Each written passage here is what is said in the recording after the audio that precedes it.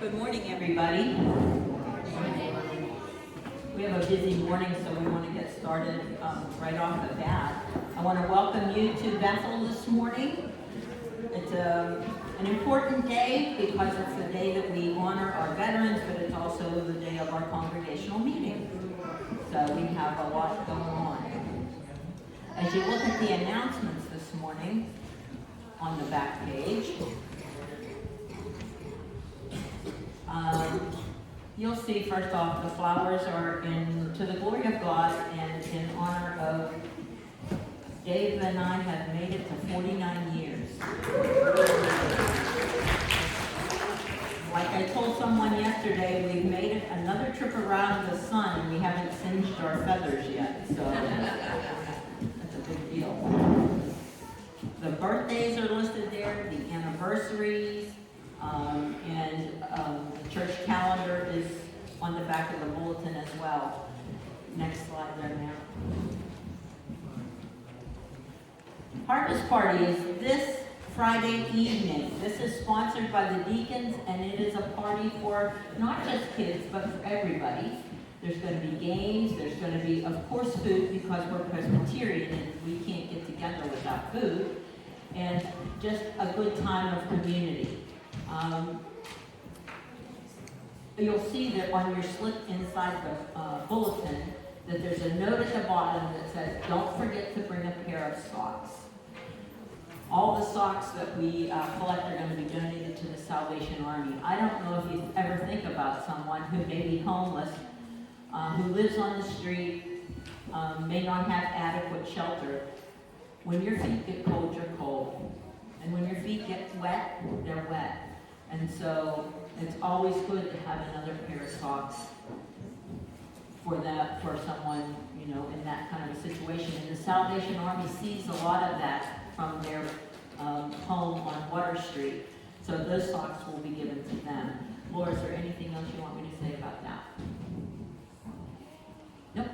Come and have a good time. Come and have a good time. There you go. That's the deal.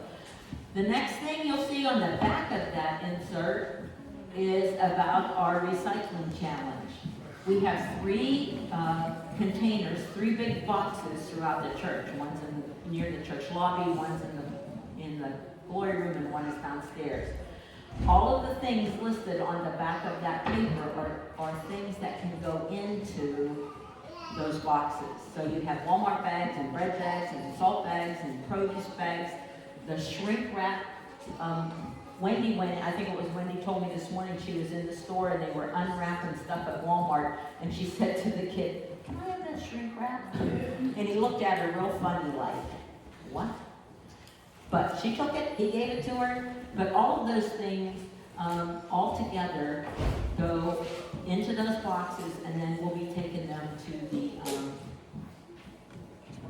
place behind Giant Eagle, and that's where we weigh them in and turn them in and do all that kind of stuff. And when we get 1,000 pounds, which we hope to do by the end of December, then that's one bench. And then next year we can start a new bench. And we'll have 2 new benches for out in the pavilion area. And all it takes is us being diligent about collecting our plastic. I don't know if you realize this, because I didn't really realize it, but when you go to the recycling center and you take your plastic bags and you throw them in the bin, they don't go anywhere.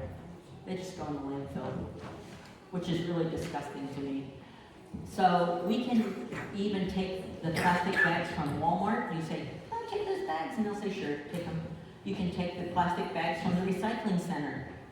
Go into that, take them out of the bin. They don't, it's just a much more positive use for those things. So that's started, and we've got lots of bags already accumulated, so we're excited about that. Next slide there, Big Man. Okay, so as a tribute to our veterans, I want to play a little video for them and for you as we honor them. And then we have Miss Mary's class is going to be singing for us this morning. So please put your attention up to the screen, and then the kids will come up and sing for us.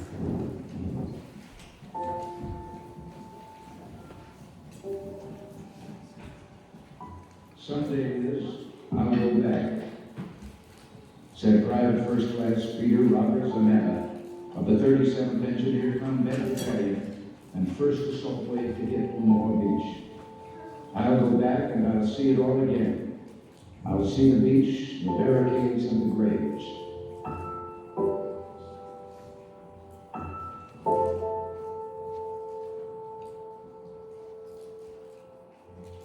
Those words of Private Zanetta come to us from his daughter, Lisa Zanetta Henry, in a heartrending story about the event her father spoke of so often. She tells some of his stories of World War II, but says of her father, the story that ended all stories was D-Day.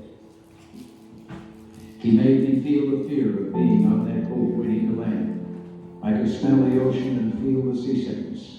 I could see the looks on his fellow soldiers' faces, the fear, the anguish, the uncertainty of what lay ahead. And when they landed, I could feel the strength and courage of the men who took those first steps through the tide to what must have surely looked like instant death. And like all the families of those who went to war, she describes how she came to realize her own father's survival was a miracle. So many men died. I know that my father watched many of his friends be killed. I know that he must have died inside of the leech tunnel.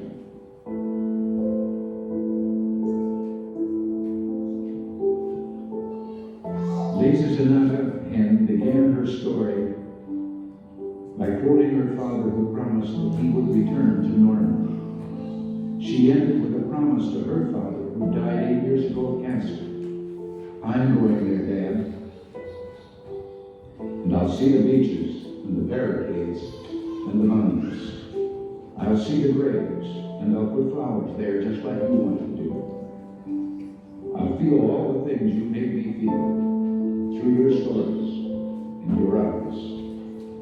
I'll never forget what you went through, Dad, nor will I let anyone else forget. And Dad, I'll always be proud.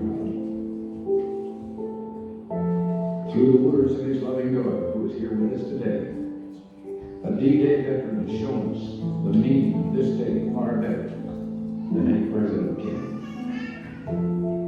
It is enough for us to say about Private Zanetta and all the men of honor and courage. We will always remember. We will always be proud. We will always be prepared